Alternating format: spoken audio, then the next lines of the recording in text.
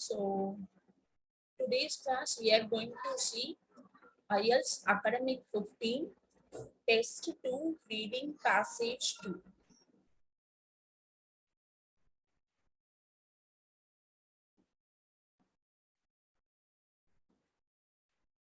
So Camp 15 Test 2 Reading Passage 1. So the heading is Could Urban Engineers Learn from Dance? The way we travel around cities has a major impact on whether they are sustainable. Transportation is estimated to account for 30% of energy consumption in most of the world's most developed nations. So, lowering the need for energy using vehicles is essential for decreasing the environmental impact of mobility. But as more and more people move to cities, it is important to think about other kinds of sustainable travel too. The ways we travel affect our physical and mental health, our social lives, our access to work and culture, and the air we breathe. Engineers are tasked with changing how we travel around cities through urban design, but the engineering industry still works on the assumptions that led to the creation of energy consumption transport systems we have now. The emphasis placed solely on efficiency, speed, and quantitative data. We need radical changes to make it healthier, more enjoyable, and less environmentally damaging to travel around cities. Dance might hold some of the answers. That is not to suggest everyone should dance their way to work, however healthy and happy it might make us, but rather that the techniques used by choreographers to experiment with and design movement in dance could provide engineers with tools to stimulate new ideas in city making. Richard Sennett, an influential urbanist and sociologist who has transformed ideas about the way cities are made, argues that urban design has suffered from a separation between mind and body since the introduction of the architectural blueprint. Whereas medieval builders improvised and adapted construction through their intimate knowledge of materials and personal experience of the conditions on a site. Building designs are now conceived and stored in media technologies that detach the designer from the physical and social realities they are creating. While the design practices created by these new technologies are essential for managing the technical complexity of the modern city, they have the drawback of simplifying reality in the process. To illustrate, Senate discusses the Peachtree Center in Atlanta, USA, a developmental typical of the modernist approach to urban planning prevalent in the 1970s. Peachtree created a grid of streets and towers intended as a new pedestrian-friendly downtown for Atlanta. According to Senate, this failed because its designers had invested too much faith in computer-aided design to tell them how it would operate. They failed to take into account that purpose-built street cafes could not operate in the hot sun without the protective awnings common in older buildings and would need energy-consuming air conditioning instead, or that its a giant car park would feel so unwelcoming that it would put people off getting out of their cars. What seems entirely predictable and controllable on screen has unexpected results when translated into reality. The same is true in transport engineering, which uses models to predict and shape the way people move through the city. Again, these models are necessary, but they are built on specific worldviews in which certain forms of efficiency and safety are considered and other experiences of the city ignored. Designs that seems logical in models appears counterintuitive in the actual experience of their users. The guardrails that will be familiar to anyone who has attempted to cross a British road, for example, were an engineering solution to pedestrian safety based on models that prioritize the smooth flow of traffic. On wide major roads, they often guide pedestrians to specific crossing points and slow down their process across the road by using staggered access points to divide the crossing into two, one for each carriageway. In doing so, they can make crossings feel longer, introducing psychological barriers, greatly impacting those that are the least mobile and encouraging others to make dangerous crossings to get around the guardrails. These barriers don't just make it harder to cross the road, they divide communities and decrease opportunities for healthy transport. As a result, many are now being removed, causing disruption, cost, and waste. If their designers had the tools to think with their bodies like dancers and imagine how these barriers would feel, there might have been a better solution. In order to bring about fundamental changes to the ways we use our cities, engineering will need to develop a richer understanding of why people move in certain ways and how this movement affects them. Choreography may not seem an obvious choice for tackling this problem. Yet it shares with engineering the aim of designing patterns of movement within limitation of space.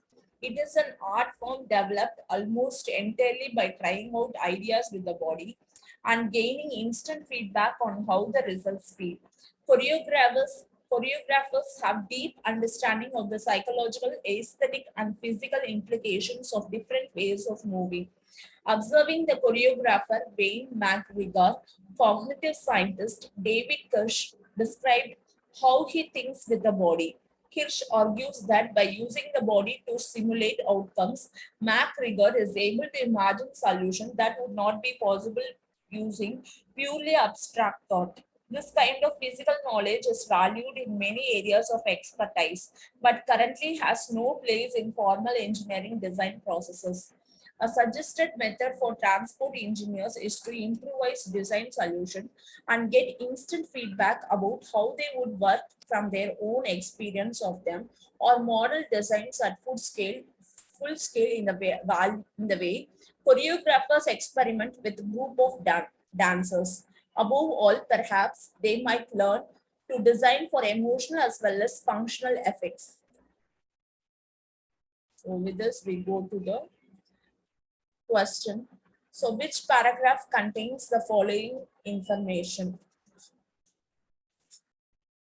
Reference to an appealing way of using dance that the writer is not proposing.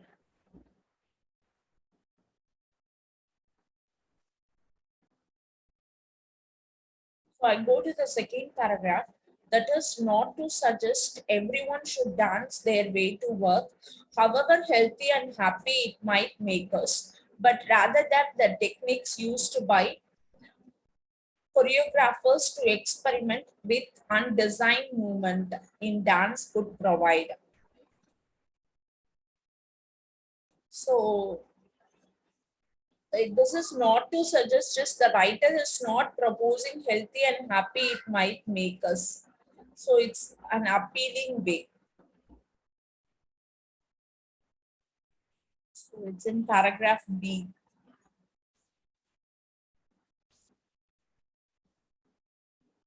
An example of contrast between past and present approaches to building. So again, I go to the passage. So see this, whereas medieval period builders improvised adapted construction through intimate knowledge of materials and personal experience of the conditions on a site, building designs are now conceived and stored in media technologies. So they compare the past of the medieval builders with now. So I go with paragraph C.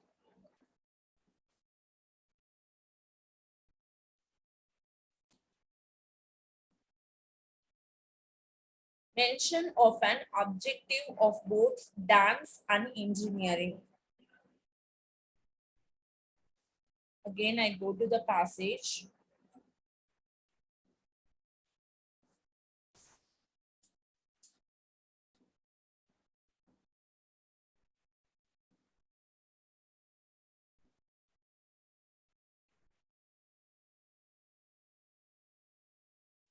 So see paragraph F, in order to bring fundamental changes, or they need to develop richer understanding of why people move in certain ways. So choreography seems an obvious choice for tackling this problem, yet it shares with engineering the aim of designing patterns of the movement within limitations of space. So this shares with the engineering the aim. So it's a objective of both dance and engineering. I go with paragraph F. The reference to an unforeseen problem arising from ignoring the climate. So something related to the climate, we undergo some problem.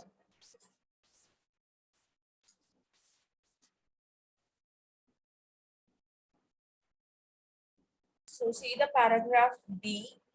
They failed to take into account that purpose-built street cafes could not operate in the hot sun without the protective awnings common in older buildings and would need energy-consuming air conditioning. Instead, that its giant car park would feel so unwelcoming that it would put off people of getting out of their cars.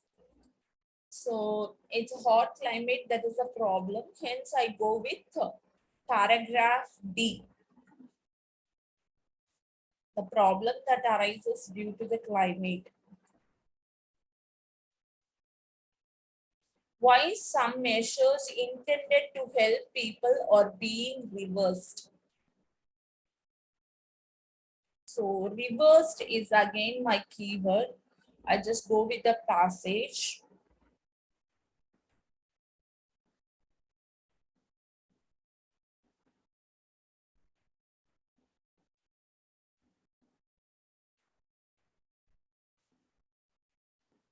So see this, I go with paragraph E because designs that seem logical in models appear counter-initiative in the actual experience of their users.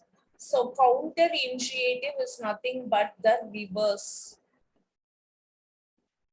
So these measures are intended to help people or being reversed is in the paragraph E. Reference to how transport has an impact on human lives.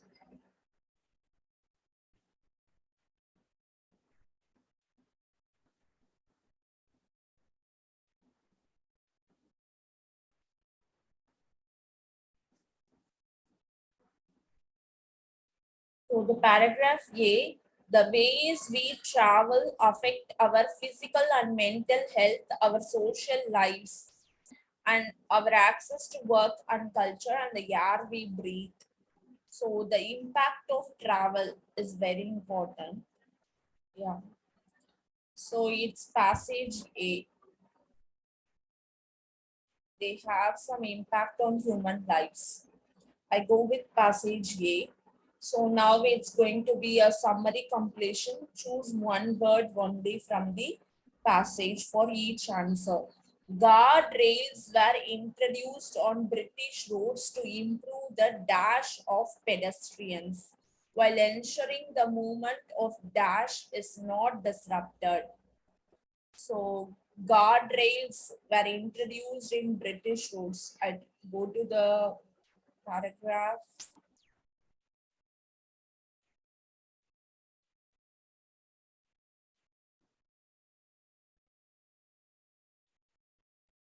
So see paragraph D.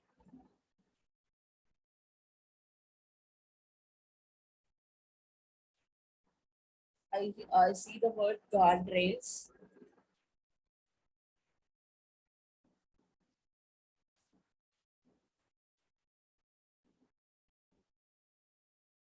So the solution to pedestrian safety based on models that prioritize the smooth flow of traffic.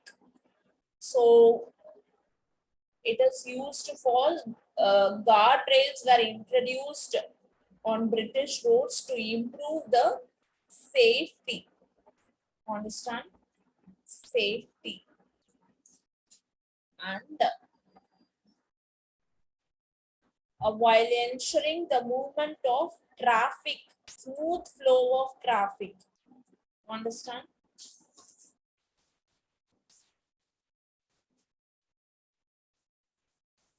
Traffic is not disrupted. Pedestrians are led to access points and encouraged to cross one dash at a time. So see this again, I go to the passage.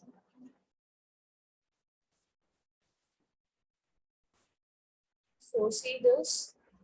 They often guide pedestrians to the specific crossing points and slow down their progress across the road by using staggered access points to divide the crossing into two, one for each carriageway.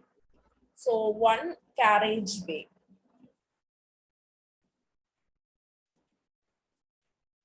Cross one carriageway at a time.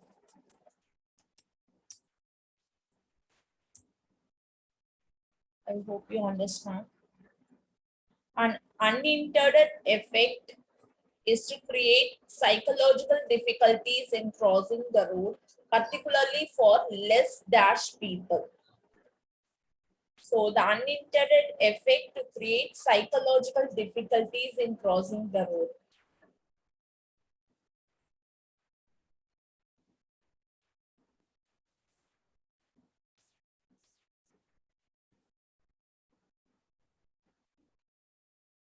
So the keyword here is psychological barriers greatly impacting those that are least mobile. So least is less. I hope you understand. So psychological difficulties in crossing the road, particularly for less mobile people.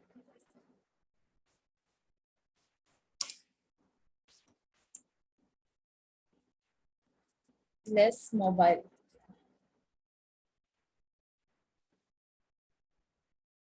Another result is that some people cross the road in a dash way. Again, I go to the passage.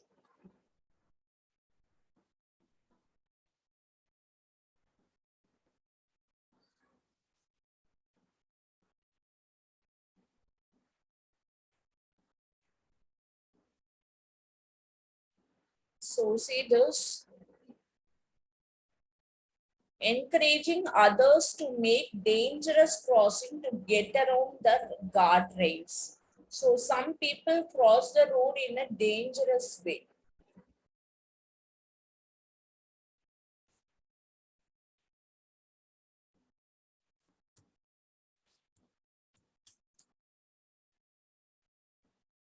The guardrails separate dash and make it more difficult to introduce forms of transport that are dash.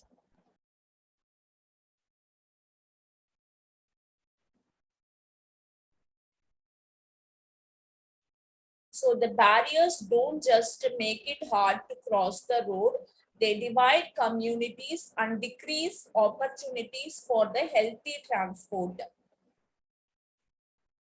So I hope you got the answers. Communities and healthy transport.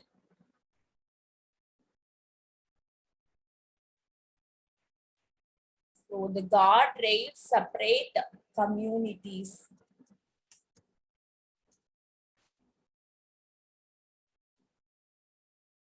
and make it more difficult to introduce forms of transport that are healthy.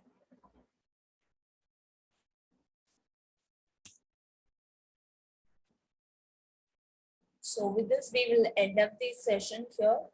So thank you so much.